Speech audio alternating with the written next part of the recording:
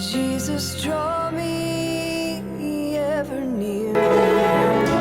As I labor through the storm.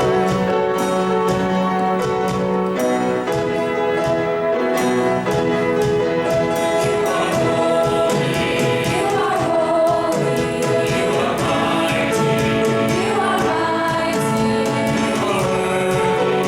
you are worthy, worthy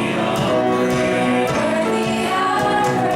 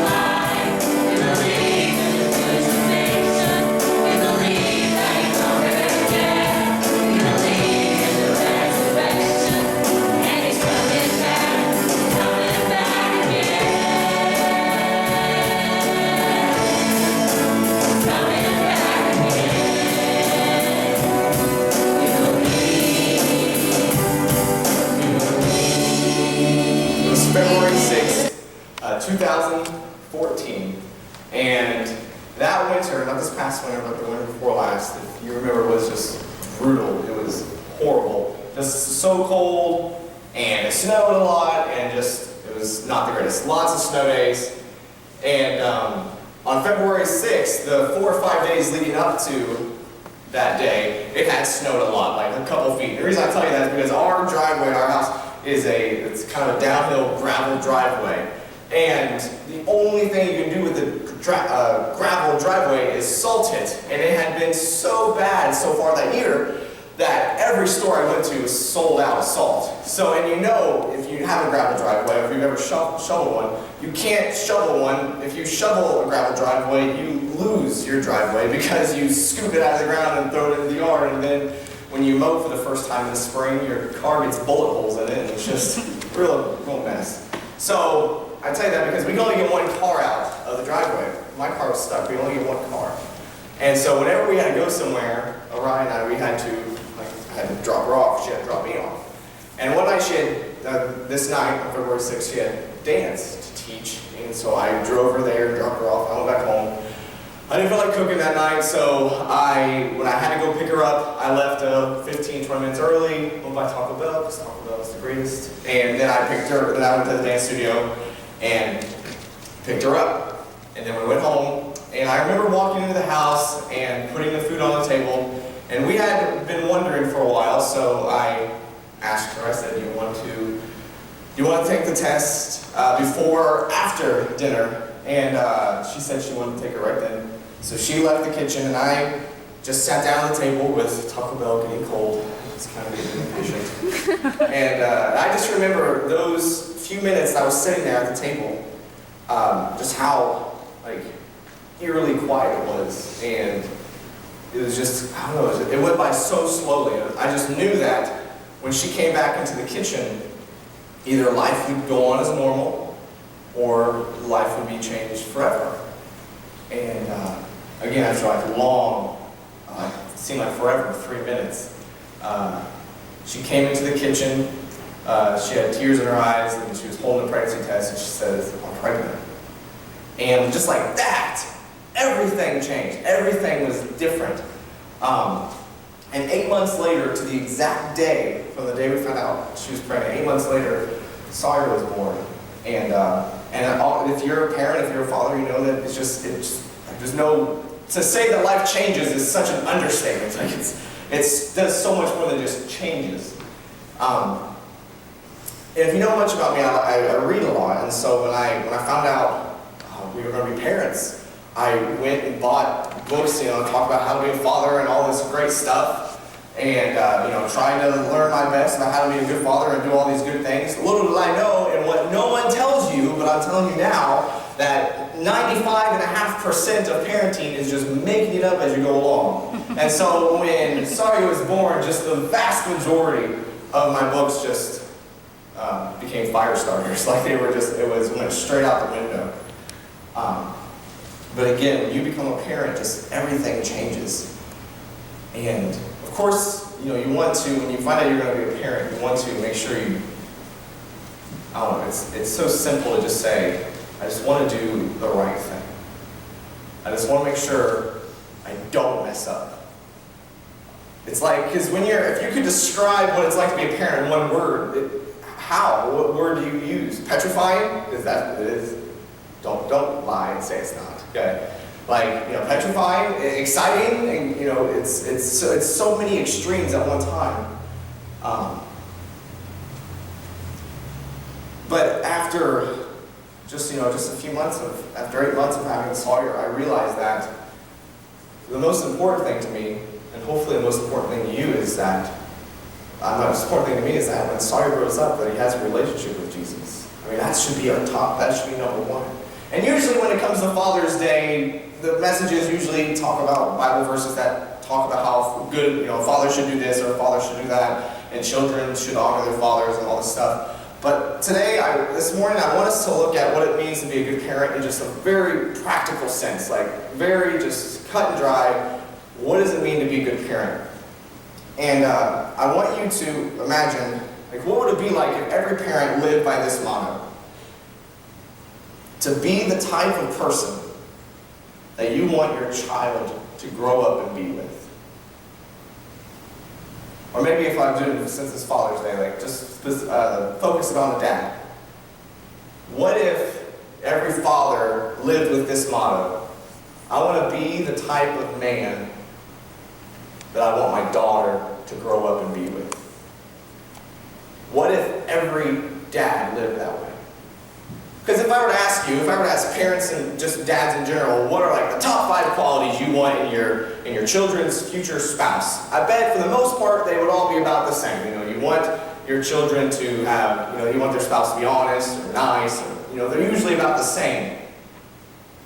It's like, but let me ask you this. If a young version of yourself, like a young version of who you are right now, I'm not talking about a young version of a version of your younger self, like who you were when you were a teenager, because like we all, you know, do not so smart things and we have stuff that we regret. I'm talking about your current self, who you are right now.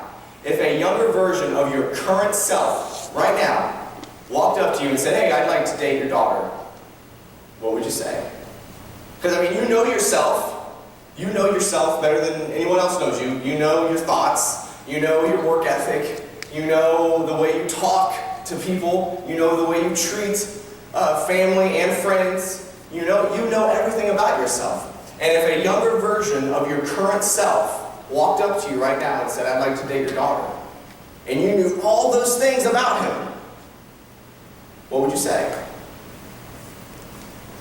I bet for most of us we would say, "Get out of my house. I have a gun. I will use it." And why is that? It's because, I mean, we're so quick to tell our kids, you know, let's keep it like talking a father to a daughter. You know, if we're so quick to tell our kids, well, make sure you find a man, you know, make sure you find someone who's honest. Make sure you find an honest guy. And then we tell a little white lie to get out of something. Or we tell our kids,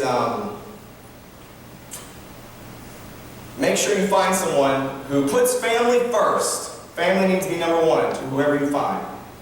But we're never at home, or our mind is always somewhere else.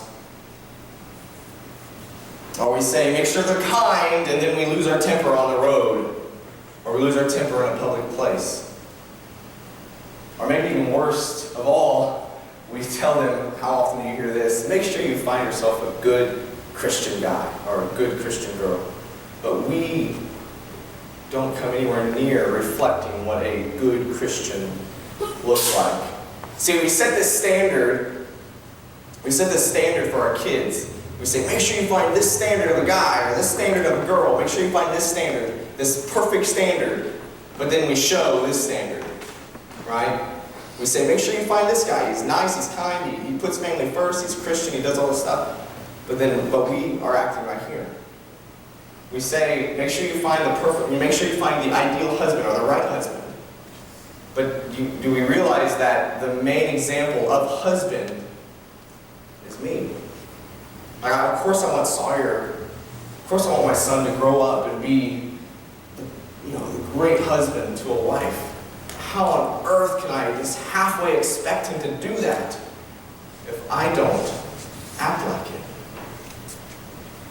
And then we're so shocked when our kids make horrible decisions and they date someone or they're with someone that we're like, really? This guy's a total loser. Why are you with him? And then maybe if you looked at yourself and you realize, wow, I haven't really been the best example. No wonder they found that person. Are you the kind of person that you want your child to grow up and be with? Or specifically the dads, are you the kind of man that you want your daughter to be with? Unfortunately for most of us, I think the answer would be no. There is a passage from the Bible that I want to read this morning, and it's a passage that all of us, most of us have heard. It's usually read in weddings. It's read all the time in weddings, and it's 1 Corinthians chapter 13. It's called the love chapter. I mean, again, it's a passage that's very popular, and usually when it's read at weddings, the minister usually says, now to the husband or to the bride and groom, now every time I say the word love, I want you to put each other's name in the passage. I want to do something similar this morning, but if you are a father, I want you to put your name in it. Or if you're not a father, I want you to put your father's name into it. And I want you to see how you or your dad measures up. Love never gives up. Love cares more for others than for self. Love doesn't want what it doesn't have. Love doesn't boast. Love is not proud. Love is not rude. Love isn't always me first. Love doesn't fly off the handle. Love doesn't keep score of the sins of others. And love does not delight in evil, but rejoices with the truth. Love always protects. Love always trusts. Love always hopes. And love always perseveres. Love never fails. Now, even if I realize that we have a broad spectrum of people or men in this room, we have people who are not married with no kids, all the way to people who are married and have kids that have even grown up and got married themselves. But even no matter where you are on that spectrum, like it's not that difficult to imagine if you had someone like a child that you wanted the best for. So the reason I say that is like even if you are not a father, it's not hard to imagine like trying your best to care for someone. How would you measure up against that standard? Are you the kind of man you want your daughter to be with? If a younger version of your current self walked up to you right now and said, I want to be with your daughter, what would you say? And if the answer is no, I mean, what has to change? And believe me, I have a son, I don't have any daughters. But it's not, I just can't imagine what I would say if a younger version of myself came up to me and said, I'd like to date a daughter. I'd like to think I would say, yeah, absolutely, you're a great guy. But if the answer is no, what would you want to change? What would you need to change? If you are a father, or if you're a man, I want you to make that choice this morning. How can we possibly expect for our kids to choose the right spouses when they grow up if we aren't showing what it looks like to be a great spouse? Like we get so frustrated when we look at some young people are like, wow, they're making such horrible decisions. Well, what kind of model are you giving them to make good decisions? Maybe you are, and sometimes kids just rebel or whatever, but really if you're not showing a good model, what are they supposed to do? I guess it comes down to walking the walk, not just talking the talk. So if you are a man or a parent, I want you to make that choice today. Ask yourself, am I the type of person, are my qualities, like the qualities I have, am I the type of person that I would want my child to grow up and date or marry? If the answer is no, what do you need to change? Obviously, the foundation of what it would look like to be the ideal spouse would be to have a relationship with Jesus. So maybe start there. What's your relationship with Jesus look like? Is he just your embarrassing friend that you only talk to whenever no one else is around? Or you only talk about with just a couple people who also have him as an embarrassing friend? Or is Jesus like your best friend that you talk to all the time and you have a great relationship with him? That would be a good place to start, because honestly, if you have that perfect or good relationship with Jesus, then everything else should just fall into place. Like honestly, I look at my son and I think when he grows up, it's hard to say, it's hard to think it, but honestly, I would rather him hate me and have a perfect relationship with Jesus than to love me and idolize me and not have anything to do with Jesus.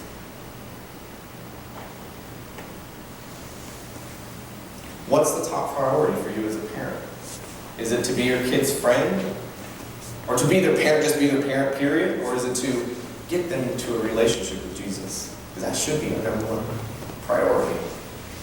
Because when you are following Jesus wholeheartedly and your kids are following you, eventually you can just take their hand and just give it to Jesus and say, is this the same thing? It's just like following me, now you can just follow Jesus. My Father never gives up. My Father cares more for others than for himself. My Father doesn't want what he doesn't have. My Father doesn't boast. My Father is not proud. My Father is not rude to anyone. My Father isn't always me first. My Father doesn't fly off the handle. My Father doesn't keep the score of the sins of others. My Father does not delight in evil, but he rejoices with the truth. My Father always protects. My Father always trusts. My Father always hopes. My Father always perseveres. My Father never fails. If your kid or your future kids were to say that to you, how much of that would be the truth and how much of it would be a lie? Are you the kind of person that you would be okay with your child being with when they grow up? If not, what do you need to change? If you are, awesome. And the musicians can come on up at this time. I really want you to make that decision today. If you're a father and you got one of these cards, I want you to open it this time.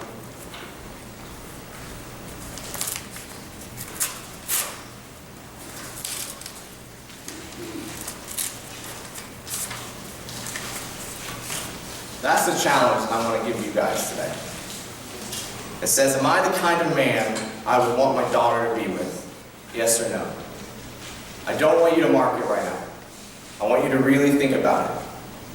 And I want you to take this piece of paper, and I want you to put it on a fridge, or put it in your wallet, put it or in a mirror in your bathroom, someplace that you will see it constantly. As a constant reminder, am I the kind of father, or am I the kind of man I would want my daughter to be with? Because if the answer is no, what do you need to change? And that day when you wake up and you see that piece of paper and you realize, yes, now I am the kind of man I want my daughter to be with, that's when I want you to check yes. If the answer is no, then sure, take a pencil and mark the word no. But you need to strive for one day to erase that and to check yes. If you have never made the choice to follow Jesus wholeheartedly, whether you are a parent, whether you're a youth or whatever, if you've never made that choice to follow Jesus wholeheartedly, if you want to be a good child or a good parent, that is the place to start. That is the foundation. How can you possibly expect to know what true love is when you don't have a relationship with love itself? The Bible says that God is love. So if you don't have a relationship with God, or if you do and it's kind of maybe not as mature or not as developed as it should be, I want you to make that choice right now. Because like I say all the time, the door is open right now. The opportunity is there to have a relationship with Jesus.